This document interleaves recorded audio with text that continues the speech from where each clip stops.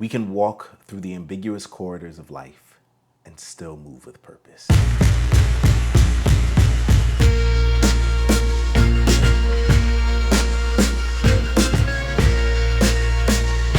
Hey, tell me more. Welcome back to Tell Me More with me, CJ Quartlbaum. Tell Me More exists to help bridge the gap in our intergenerational workplace dynamics, build better leaders, and ultimately prepare for the future. And so today, I want to talk about Gen Z. And I want to talk about how the future is waiting for you now. There are no perfect conditions. There is no ideal time. There is no day where everything will be just the way that you want it to be. The life that you want is on the other side of the actions that you take today. One of the main problems I'm seeing with Gen Z is what I am calling a failure to launch. One question I'm always asked is when? When do I mature? When do I grow up? When do I do this? When do I do that? When? Maturity is not a switch that you flip. It is something that you grow into. And the only way you grow into maturity is by walking into the scary places. Walking, as Elsa would say, into the unknown. It is by doing the thing that you don't know how to do, because what you don't know how to do is just today. Everything is new the first time we face it. But for Gen Z, there, for some reason, is this crippling anxiety that is keeping them from launching into life. Not knowing what is on the other side is keeping them from seizing the day, from trying out the new thing, from taking the opportunity, from, as some would say, grabbing life by the horns. Many people have discussed the impact of COVID on Gen Z, living life through lockdowns, missing out on some pivotal and formative years. The idea of going through puberty on the internet, in many ways, we believe, has stunted their growth. And we're probably just a few more years away from getting true data on what has happened to this generation. But either way, we know what we're getting. Anxiety, depression, loneliness, stunted growth, lagging in their career prospects. There's so many things that seem to be marking Gen Z right now, and the biggest thing is fear. There's almost like a coming out of COVID, this expectation of when am I going to return back to normal? But there is no returning to normal. It's only forward to different. And having the ability, the courage, the desire to seize the day and go do what you need to do. Because life's not waiting for you. You are going to get older. Life is going to pass you by. Responsibilities are going to stack up. And you cannot wait for the day where you're like, this is it. This is when I'm mature. You have to go now. Gen Z they're looking for too many answers before they take action. This fear of the unknown, they want to have as many boxes checked as possible. In this way, they're very type A. It's all the ducks in a row, are the I's dotted and the T's crossed, before they say, I'll go, before they can make the move.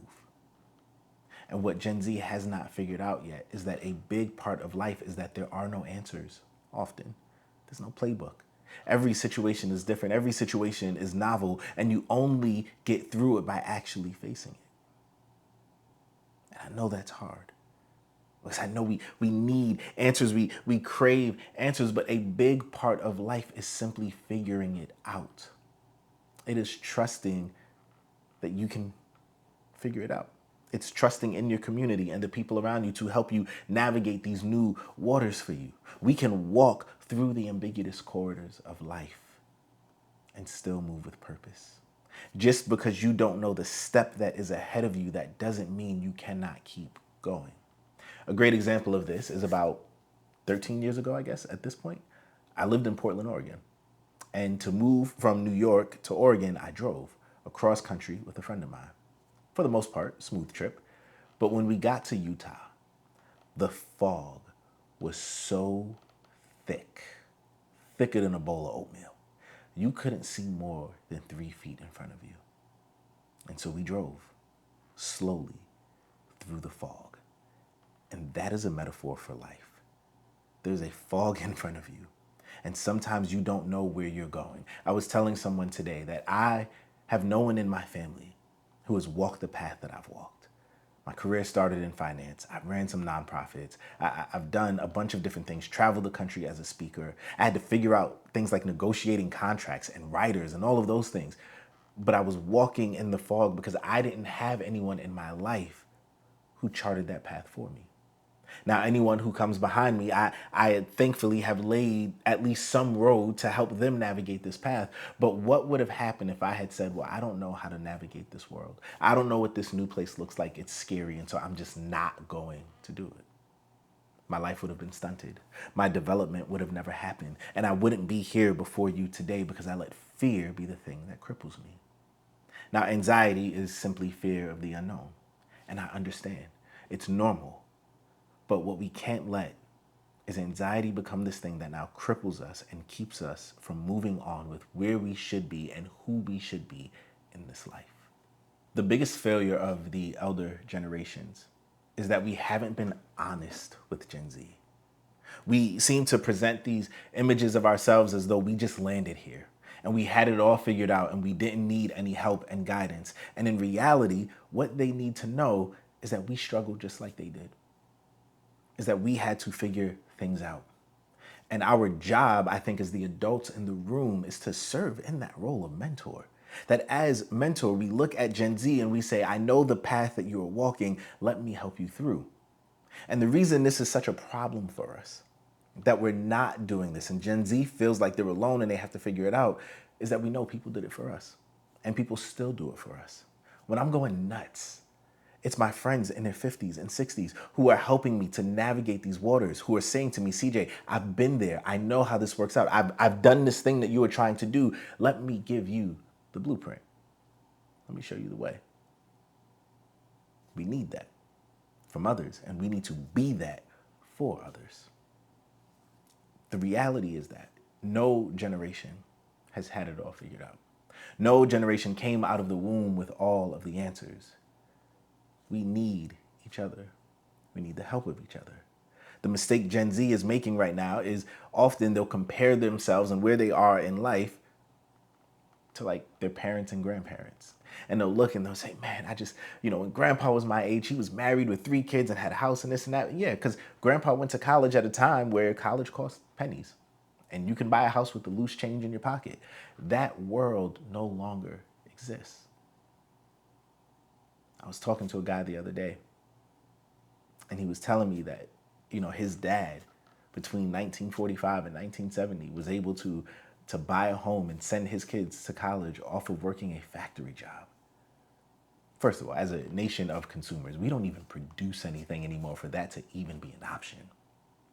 So Gen Z has to recognize that they are they're existing in a very different world, but it is still this world.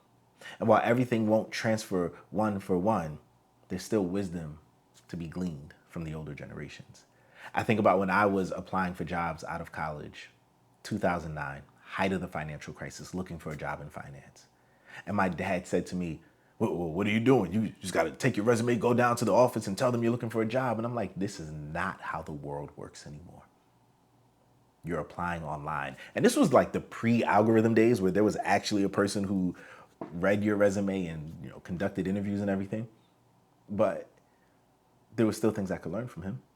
How to show up for an interview, how to speak, how to sit up straight, how to project my voice, how to talk to people and treat people.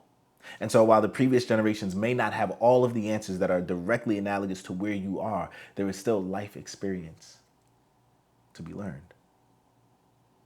Some of the greatest lessons I learn in my life personally are when I sit with 70-year-olds and 80-year-olds, people who are looking back on their life and they're reflecting on what's important and what matters and who they are and where they are, the mistakes they've made, the love they've experienced or haven't experienced. And that is a place of healing and a place of purpose and a place of just, I think, a proper reorientation of where I should be aiming in life. Gen Z needs more of that from us. If there's one piece of advice that I would love to give to Gen Z today, it would be take time to stop and reflect. And I know that taking time to stop and reflect can feel like a luxury in a world of constants. In a world that is constantly on the go and constantly on the move, we think to ourselves, how could I possibly stop in this moment? I get it. It's not always easy. But sometimes that moment of reflection is important for us. Why do I feel this way?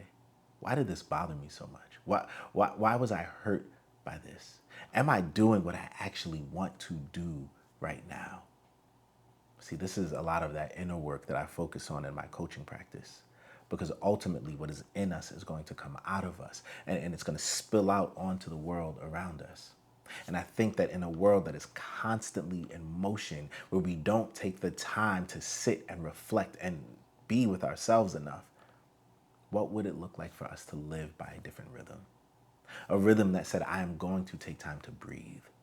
I'm going to take moments to understand myself and where I am and what's going on inside of me, for my good, for my health, and for the good of those around me. This is a practice for, I think, a generation that is marked by fear and anxiety and depression and loneliness. This is a practice that can be transformative,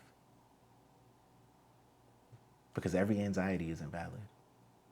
Every fear isn't a fear. Every offense isn't an offense. And if we take the moment to just sit back and breathe and try to look with a little bit of objectivity on ourselves, we can say, maybe this isn't worth it.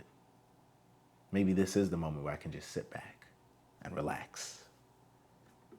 So Gen Z, I want you to stop and reflect this week, to just sit in the moment, to feel where the feelings may not be warranted and where they are. And then what do you do with that? Take the time. Successful reflection requires good questions. The ability to ask yourself good questions, to be asked good questions. And this is important because what you normalize, you nurture. What you nurture becomes who you are. And if every failure, every setback, every moment seems too big, you will continue to contract and live in a state of arrested development. If you nurture growth in your life, you will experience it.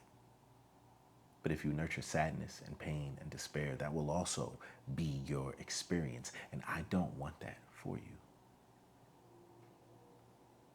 We can live in our failures and we can live in our frustrations, or we can take the path of post-traumatic growth and we can choose to learn from them and use them to make us better, to make us more whole, to keep us from repeating the same mistakes over and over.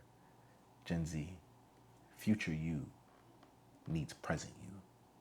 Future you is looking at you and saying, I need you to get up and make the move today so that I can be the most of who I can be. So sit back and think for a moment. What can you do today, right here, right now, that you 10 years from now will thank you for? That you 10 years from now will say, I'm glad I made that decision. And I know it can be hard to think that far out, but your life demands it. Who you want to be demands it. You're not going to just flow through life and by osmosis generate the person that you want to be. It takes intentionality and discipline, courage, the ability to try new and hard things for your good.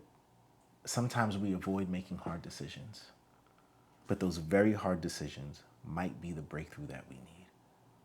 Listen, you are in a perfect position to help who you were 2 years ago. And what you might need to do is link arms with some other members of your generation and start walking together. But it can't be people who are in the exact same space as you. You need some people ahead of you, some people behind you, because this is how you help each other. But if you need a little more help, I'm assembling a cohort. I'm putting together a group of Gen Zers, about 10 of you, and over the course of 10 weeks, I'm going to coach you through the things of life on how to make some of these hard decisions, on how to face the anxiety and the fear, how to get to where you want to be. And I know you hear that and you might be thinking to yourself, CJ, I don't need all that. I'm good. I'm going to just wait to flip the switch. I think at some point my life will just fall magically together. Cool. Let me know how that works out for you. Because what do I know? I'm just some guy from Brooklyn.